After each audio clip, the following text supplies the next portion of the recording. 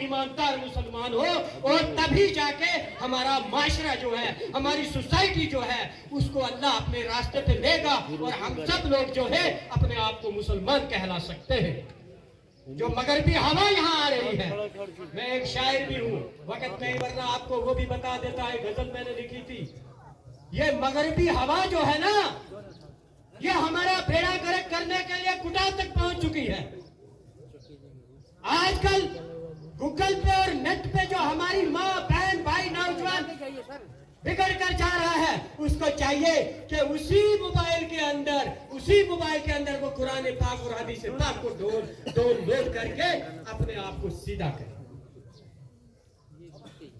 ہم لوگوں کو چاہیے کہ ہم اپنے گھر میں بھیڑ بکری زیورات بیچ کر ان مدرسوں کی مدد کریں. ہمارے سامنے ایک روزے روشن کی طرح ایک علاقہ آیا ہے. ہمارے بزرگ کہتے تھے کہ چکیاس میں, جو یہ چکیاس کا علاقہ ہے, یہاں فاتحہ خوانی کے لیے ان علاقوں سے بزرگوں کو لیا جاتا تھا. لیکن وہ علاقہ آج صفائی اول پہ ہے. کیسے ہوا؟ وہاں پہ جب حضرت الحاج غنی پوری پیر و مرشد غلام قادر غنی صاحب نے جب وہاں پہ اپنے والد صاحب سے گفتگو کی تو وہ بہت بڑے اونچا پائے کے ولی تھے. انہوں نے کہا, غلام قادر, یہ جہاں پہ آج یہ چراگاہ ہے, جہاں پہ یہ بھیڑ بکری جانوروں میں بیٹھا ہے, ایک وقت آئے گا یہاں پہ ہیلی کاپٹر پہ لوگ اتریں گے, ایک وقت آئے گا یہاں پہ قرآن پاک کی تربیت ہوگی. تو کسی کے ذہن میں بھی بات نہیں تھی. آپ نے خود دیکھا وہاں پہ آج ہیلی کاپٹر اترتا ہے, اور وہ ہمارے علاقے کا ایک مرکزی ایک ایسا ادارہ ہے کہ چکیاس والے ڈاکٹر بھی بن چکے ہیں. وہاں کا ایک ٹریجری افسر بھی آپ کو ملے گا, ایک تحصیلدار بھی ملے گا, ایک بہترین ٹیچر بھی ملے گا, ایک بہترین استاد ملے گا. لیکن جب اس سے آپ تعلیمی گفتگو کریں گے تو ضرور وہ حدیث پاک سے بھی 100% نہیں تو 80% وہ مطالعہ بھی آپ کو کر کے دکھائے گا. ہمیں چاہیے کہ ہم یہاں پہ سید صاحب کی اس قربانی کو ہم ان کے ساتھ ہاتھ بٹائیں, اور یاد رکھنا کہ یہ دنیا فانی ہے. یہاں کتنے بزرگ آئے, یہاں کتنی قومیں آئی, یہاں کتنے آئے اور چلے گئے. ہم کو کل جانا ہے, اور جانے کے بعد نہ افسری رہے گی, نہ یہ کھڑپنچی رہے گی, نہ یہ سرپنچی رہے گی, نہ یہ لیڈرشپی رہے گی. قرآن میں جب قبر میں حساب و کتاب شروع ہو جائے گا, وہاں وقت ہمارے اعمال ہمارے کام آئیں گے.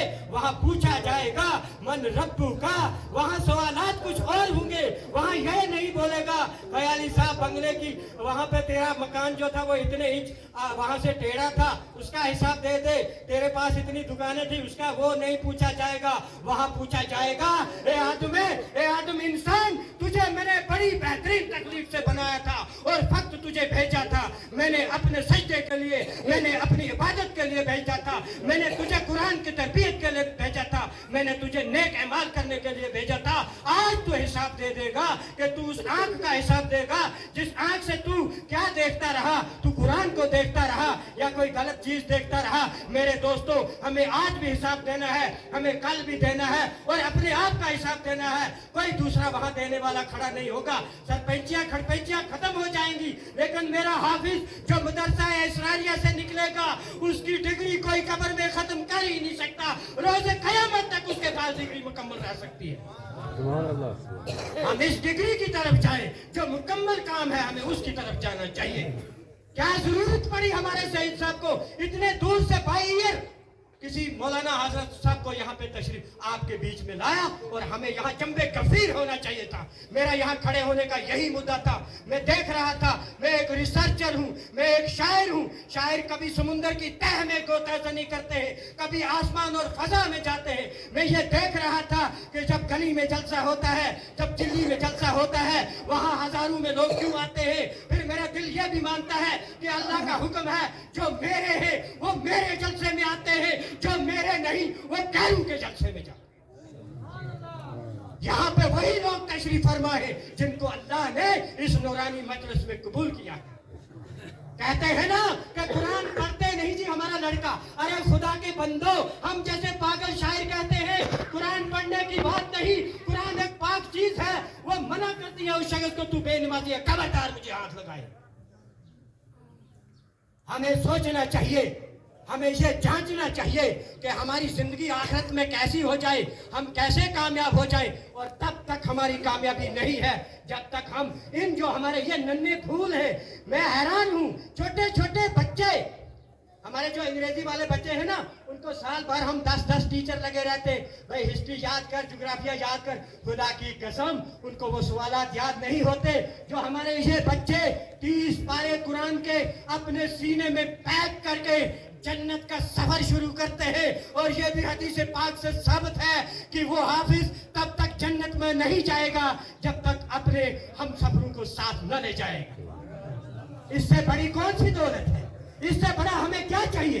ہم اس بھینس کی بات کرتے ہیں، میں سامنے بات کرتا ہوں. خدا کی قسم کر کہتا ہوں، میرا یہ تجربہ ہے کہ یہاں کا زمیندار، یہاں کا جتنا بھی ہمارا، چاہے وہ کشمیری معاشرے سے ہے، گوجری معاشرے سے ہے، وہ پہلے اپنے بچوں کو پوچھتا ہے تو بھیڑوں کے ساتھ تھا، فلانی بھیڑ نے آج گھاس کھایا نہیں کھایا، فلانی بھیڑ جو تھی وہ کھا رہی تھی کہ نہیں، تو نے اس کو نمک چٹایا تھا نہیں چٹایا تھا، بھینس کیسی رہی، کھیت میں تجھے وہاں بھیڑ بنانے کے لیے کہا تھا، تو نے 4 پتھر نہیں لگائے.